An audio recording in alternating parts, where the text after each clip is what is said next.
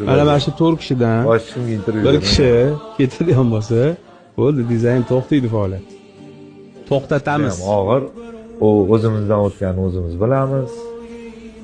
Ko'rsatmaslikka harakat qildik, baribir sahnaga chiqqaningizda men bundoq chiqib, birinchi man chiqqanman deb chiqib turib, shunda parda orqasiga qarasam, parda ham kichkina bo'lib turganlar-da.